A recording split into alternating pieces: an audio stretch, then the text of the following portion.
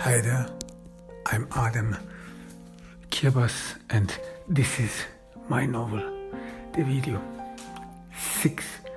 Jane arrives at the airport. It is a sunny but damn day. This heat, one never gets used to it. Every time, every moment seems to be exhausting moving in the heat. Jane is not used to the heat, but she made her peace with it. It's an ordinary airport.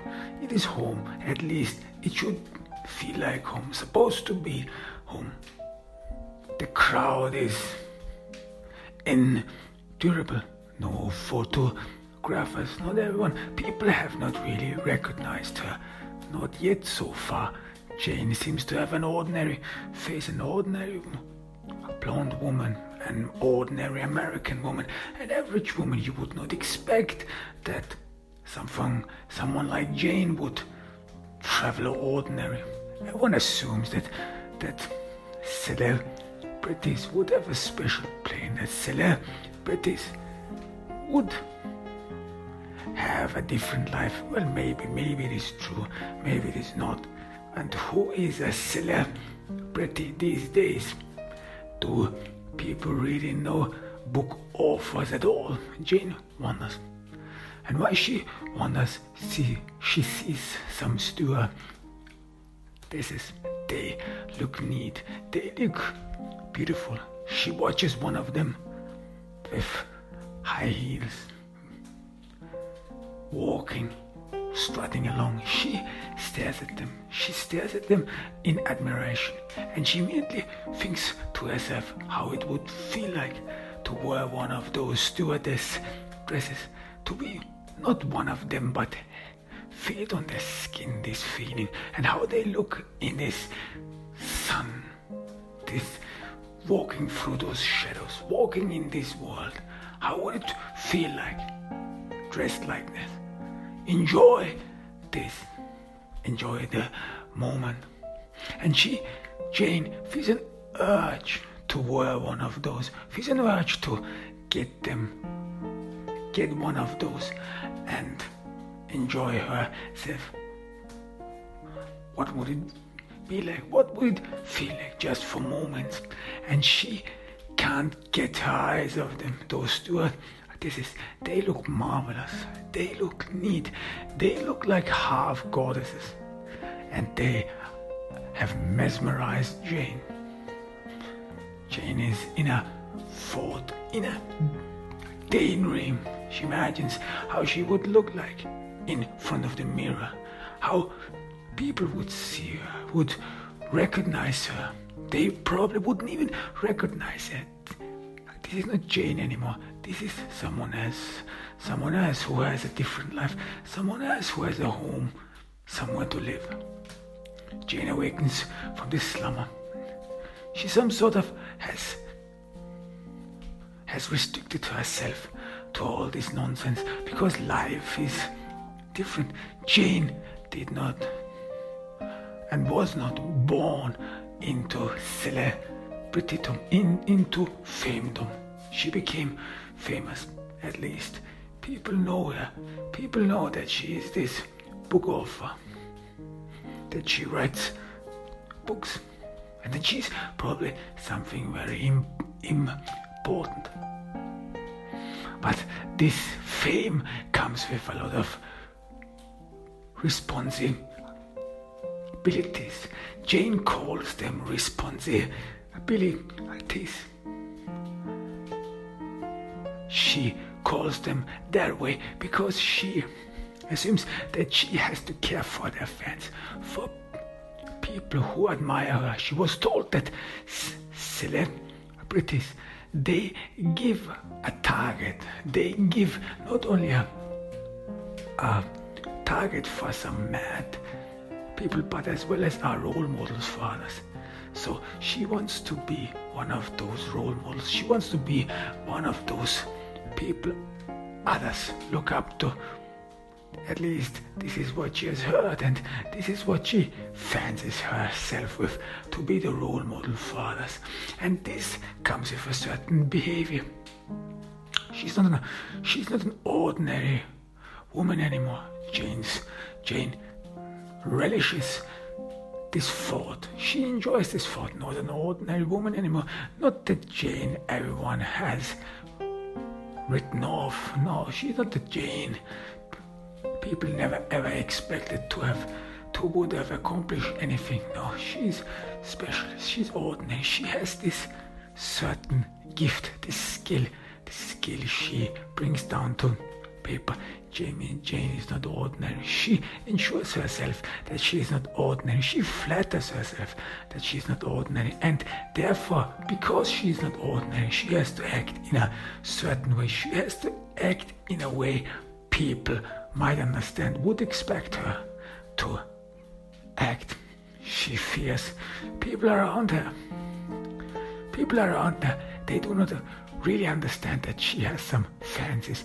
Fancies like wearing clothes, wearing different kind of clothes. Well, Jane is very picky, and she always thinks about those people around them. They really do not grasp it. They somehow seem to wear all their old clothes as if nothing in their life would be changing. For Jane, this constancy, this monotonous being is boring. It drags her down. It does not satisfy her. It wants her to escape. It wants her to get up. Get out. She needs it. Nancy, her assistant, she is very understanding. She comprehends Jane's notions, Jane's proclivities. Well, all of us are eccentrics. She once read somewhere in a journal, probably this is all about. As an author, you think in a certain way, you think in a different way, you think out of the box. You have to be, in order to accomplish anything. Jane is sure of it. She thinks differently, and therefore she has different needs. She needs these different imaginations, these different skins. She sometimes calls them skins, different life forms, different silhouettes to wear, to feel, to be in them, to stand in their feet, in their shoes, to walk in their lives. There is a driving urge, and Jane is convinced that this is probably the key to growth, to understand others, to be a writer. This is what people do, don't they? She once read that a good author tries to understand their characters fully, and that their characters they write down in their novels, in their fiction, that they have some real life connections. And Jane imagines probably what story she could make of the steward. This is, they look neat, how they would feel in their shoes, what they think every time. And Jane feels the gaze everyone would bestow on her. Everyone would stare at her, and she somehow feels at this very moment disappointed because people have not realized that she's a celebrity, that she's famous, that she ought to be known. How would it feel like if now out of nowhere people who did not recognize Jane, who did not know her, would come forward to her with her book in her hand and would reach out for her, beg for an autograph, want her to sign her books. Jane would be at first reluctant. Well, she doesn't want to be too showy. She doesn't need attention, but then in the end, of course she wants to satisfy her fans. Of course she wants to support them, because she is a role model to them after all. She is well aware of them. She is thoughtful. She is thoughtful of all the cases she would get. And she immediately thinks about her first time when she stood out and introduced her book to the world.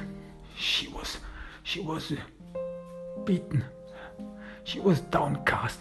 She could hardly get herself to hold her book. It was heavy. It felt heavy. It was as if she could not stem the weight of this book. And the book, if someone would have asked her what is inside the book, what has she written about, she wouldn't have known anything. Her mind was completely scraped down, naked. She was almost standing naked in front of all these others, in front of all these people who were staring at her in expectation. She wasn't used to all these gazes. Of course, she in her youth always dreamed about being famous, dreamed about being known for something, dreamed about, this is Jane, this is her with the special skill, this is her, unmistakably her. But then when it actually happens, Jane was overcome, overwhelmed, and she was scary that people might see, scary that people might fathom that she is not self-confident. You must not doubt in any moment. You must not doubt who you are. This is what Jane kept reiterating over and over again. People have to see, people have to realize that you are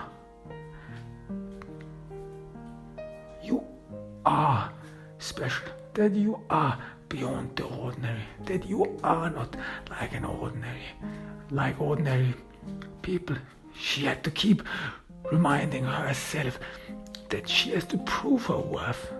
People will eventually look at her critically. People are envious. Jane knows a lot of envy. She knows how people think. They are vicious. This is how Jane imagines them. Everyone is doubting her. No one really expects her to accomplish anything. And you have to prevent these thoughts going further. You have to be there. Jane tells her over and over, then you have to be strong. You have to be self-confident so that no one ever doubts your abilities, because this is a tough game. Jane ensures herself, because again she had prepared herself about this showbiz, and she was in show business. Show business. Jane enjoys this word, show business, and now she's part of it. Before all these years, before her femdom, she only dreamed about this show business, about what it feels like, and then she's part of it, and she enjoys it. But one has to be careful, because one never knows what comes the next corner, what is to be met around the next corner. One has to be careful, and Jane is careful. She doesn't want to lose this. This is a great opportunity in her life. This makes up for all she went through, because it is not easy. People don't want to hear that. Jane is sure of it. People, they never want to know how people came forward, how they went through grueling years. And it took Jane years to understand herself, to grasp that she's destined for this, to find her way. Jane was not always thinking about becoming an author. She actually did not write in her youth or whenever. It just came over her. It just dawned her that she has this knack for writing, that she has this knack for fantasies, that she can make herself dream worlds, that she can dream up a world, and that she can convey these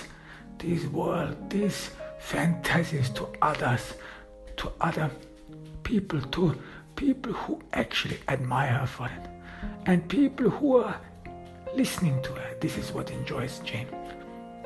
They wanna listen to her, and this gave her the strength and